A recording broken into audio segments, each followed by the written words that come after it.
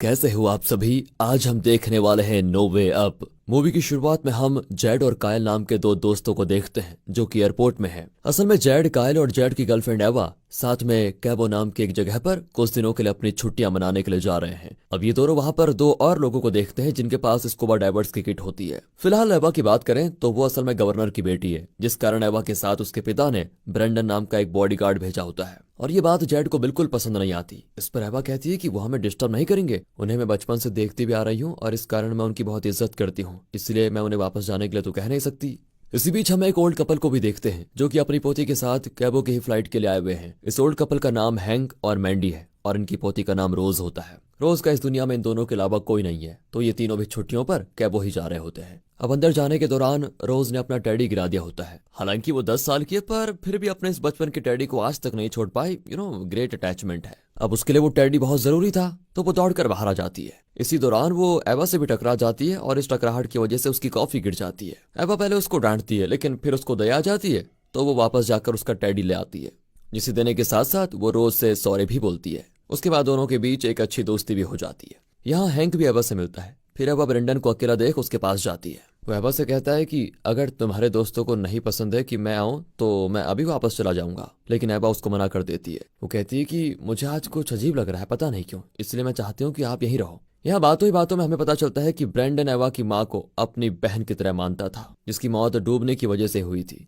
लेकिन ब्रेंडन उस वक्त उनके साथ मौजूद नहीं था और इस बात का उसको बहुत अफसोस भी है। फिलहाल ये सभी लोग प्लेन में एक एक करके सवार होने लग जाते हैं, जहां पर हम फ्लाइट अटेंडेंट डेनिलियो को भी देखते हैं जो कि काफी अच्छे से सभी लोगों को उनकी सीट्स दिखा रहा होता है और वो अपने काम में काफी अच्छा होता है। हम फिलहाल के लिए ये देख पाते हैं कि इस फ्लाइट पर काफी कम लोग आए हुए हैं, क्योंकि ये सुबह की फ्लाइट है ना, और इसके बाद जो भी फ्लाइट्स होती हैं उसमें ज्यादा भीड़ होती है। फिर होता है इन सभी का सफर शुरू और हवा में एक चिड़िया के टकराने की वजह से प्लेन के मेन हिस्से में आग लग जाती है, जिस कारण वहां का एक परत टूटकर हवा की वजह से प्लेन में ही आकर गिर जाता है और प्लेन टूट जाता है, जिससे सभी लोग हवा में ही खींचने लगते हैं और हर कोई अपने आप को बचाने में लगा होता है, लेकिन कोई फायदा नहीं होता। किसी का सर सीट्स के बीच में आकर चटनी बन जाता है, तो कई लोगों के टरबाइन के अंदर खींच जाने से चिथड़े मच जाते हैं। ज्यादातर लोग मारे गए थे। फिर जब प्लेन नीचे गिरता है तो वहां जमीन पर नहीं बल्कि पैसिफिक ओशन के बीचों बीच गिरता है। अब हम देखते हैं कि एवा, जेड और कायल अभी भी बचे हुए हैं। हालांकि कायल के हाथ की हड्डी टूटकर बाहर आ गई थी। एवा देखती है कि प्लेन के आगे का हिस्सा पूरी तरह पानी में डूब चुका है, लेकिन अभी इन लोगों तक पानी नहीं पहुंचा था। इसके अलावा डेनिलो भी बचा होता है। उसी दौरान ये लोग देखते हैं कि ब्रेंडन अभी भी जिंदा है, जो कि रोज को पानी से बाहर लेकर आ रहा है। साथ ही मैंडी भी थी, लेकिन उसे होश नहीं आ रहा होता है। फिर डेनिलो उसको सीपीआर देना शुरू करता है और भाग्य से मैंडी बच जाती है। मैंडी को जैसे ही होश आता है तो वो सबसे पहले रोज को देखती है। फिर वो हैंक के बारे में पूछती है तो ब्रेंडन उसको कहता है कि हैंक नहीं बच पाया, और फिर ये जानकर वो काफी रोती भी है। अब ये लोग प्लेन के जिस हिस्से में थे वहां कम प्रेशर की वजह से एक एयरलॉक जैसा बन गया था, जैसे कि सबमरीन में होता है कुछ उस तरह का, और इसी कारण इन तक पानी नहीं पहुंचा था। पर ये काफी गहराई में होते हैं तो ज्यादा देर तक ये चीज पानी को भरने से रोक नहीं पाएगी। इन्हें कुछ भी करके यहाँ से निकलना होगा। बाकी ये लोग पानी में बहुत ही नीचे थे तो बिना ऑक्सीजन के तैरकर ऊपर भी नहीं जा सकते थे। डेनिलो ब्रेंडन से कहता है कि क्रैश के दौरान पायलट ने पहले रेडियो पर क्रैश के बारे में बता दिया था, तो हो सकता है कि मदद आती होगी, लेकिन फिलहाल इनको कैसे भी करके बचना था। वहां कुछ ऑक्सीजन सिलेंडर भी मौजूद थे। इसके बारे में मैंडी ने ही ब्रेंडन से बताया था कि मेरे पीछे वो सिलेंडर एक आदमी के पास था। फिर उसे लाने के लिए ब्रेंडन पानी के अंदर जाकर देखने का मन बनाता है, पर ब्रेंडन से मैंडी कहती है अगर हो सके तो मेरे पति हैंक की टोपी लेते आना। ब्रेंडन देखता है जाकर तो उसे ऑक्सीजन सिलेंडर तो नहीं मिलता, पर वहां पर अचानक से शार्क आकर उस पर हमला कर देती है। किसी तरह वो बचकर वापस आता है, काफी ज्यादा घायल हालत में, लेकिन मैंडी को वो हैंक की टोपी जरूर देता है और एवा से कहता है मैं अब तुम्हारा ख्याल नहीं रख पाऊंगा, तुम्हें खुद ही अपना ख्याल रखना होगा। इतना कहते ब्रेंडन को शार्क खींच ले जाती है और ये देखकर इन सबकी हालत खराब। सभी डर के मारे जल्दी से कंपार्टमेंट के अंदर चले जाते हैं, यानी कि अब इनके सामने एक और नई मुसीबत थी। ब्रेंडन की मौत से एवा बहुत दुखी होती है क्योंकि वो उसके साथ बचपन से रही थी। फिलहाल इन्हें अभी तो इंतजार ही करना था, तो मैंडी मैगजीन्स को मोड़कर कायल के हाथ में प्लास्टर कर देती है। असल में मैंडी आर्मी में नर्स थी। वो हैंक से इराक के युद्ध के दौरान मिली थी। हैंक भी एक आर्मी सोल्जर था उस वक्त। सीन अब दूसरी तरफ मुड़ जाता है, जहां पर हम देखते हैं कि एक हेलीकॉप्टर इन्हें ओशन में ढूंढ रहा होता है, पर उन्हें कोई भी सुराग नहीं मिलता। अब उसका पायलट बताता है कि हमारे पास सिर्फ आधे घंटे का फ्यूल मौजूद है, उसके बाद हमें वापस लौटना होगा। इधर एवा और बाकी सभी आपस में बातें कर रहे होते हैं कि किसी भी तरह इनको सिलेंडर्स को लेकर ही आना होगा, लेकिन उससे पहले इनको शार्क का ध्यान भी भटकाना है। इस पर रोज कहती है कि स्कूल में टीचर ने मुझे बताया था कि शार्क को बुलबुले नहीं पसंद होते। तभी कायल चिढ़ के कहता है कि अब हम एक बच्चे के कहने पर काम करेंगे। इतने में ही जहाज वहीं पानी में आगे फिसलने लग जाता है और पानी के अंदर ही एक और गहराई पर वो थोड़ा लटक जाता है। सभी समझ जाते हैं कि अब प्लेन ज्यादा देर तक इस प्रेशर को नहीं संभाल पाएगा और टूट जाएगा। इसी बीच ऊपर हेलीकॉप्टर से पायलट को जहाज का मलबा दिखाई देता है, तो वो लोग अपने साथ 2 स्कूबा डाइवर्स को लेकर आए होते हैं, तो उन्हें पानी में उस प्लेन को ढूंढने भेज देते हैं।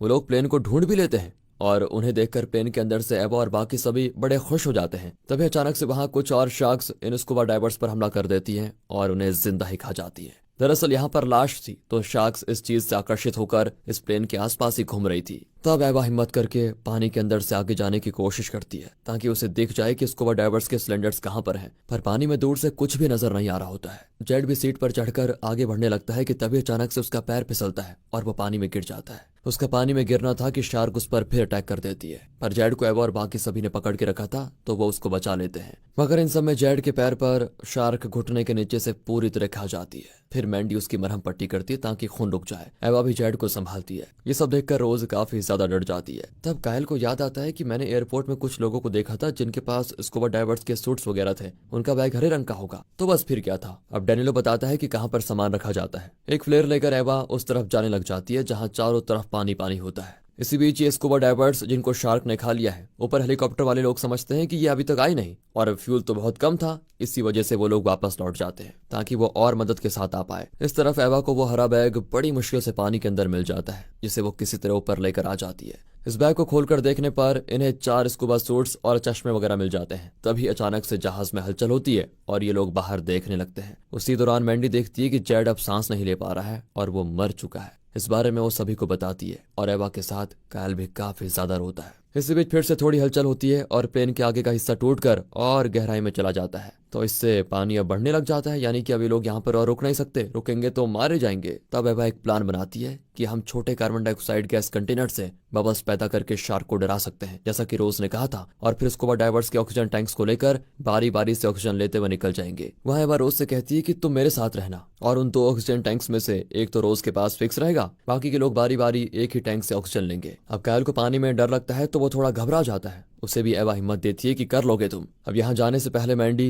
एवा से ये वादा लेती है कि अगर मुझे कुछ भी हो जाता है तो तुम रोज का ध्यान रखोगी। इसके लिए एवा हाँ कर देती है। सबसे आगे एवा और रोज जाती है, जिन पर शार्क हमला कर देती है, पर एवा बबल से उनको डराकर भगा देती है, यानी कि रोज का आइडिया काम कर गया था। दोस्तों यहाँ मैंडी ने सूट पहनने से पहले मना कर दिया था, ये बोलकर कि वो बहुत ही अच्छी तैराक है, उसे सूट की जरूरत नहीं है। वो डैनिलो और कायल को आगे जाने के लिए बोलती है और खुद वहीं पर रुक जाती है, यानी कि उसने एक सूट कम होने की वजह से ये किया था, और अगले ही पल उस जगह पानी भर जाने की वजह से वो मर जाती है। ये चीज डैनिलो और कायल भी देखते हैं। यहाँ इस घबराहट में कायल के हाथ से बबल मेकर छूट जाता है और वो बुरी तरह घबरा जाता है कि अब क्या करें। तो बस उसका भी नंबर आ चुका था, उसे शार्क हमला करके बुरी तरह मार डालती है। ये चीज भी डैनिलो देखता है, पर वो क्या कर सकता था, आगे बढ़ जाता है वो भी। इधर एवा को ऑक्सीजन टैंक मिल जाता है। डैनिलो उसके पास जाकर एवा से इशारों में बताता है कि बाकी दोनों लोग मर चुके हैं। फिर तीनों जल्दी से ऑक्सीजन लेने के बाद आगे बढ़ते हैं। डैनिलो रोज को लेकर आगे बढ़ता है। उसी पल एवा का सामना होता है एक शार्क से।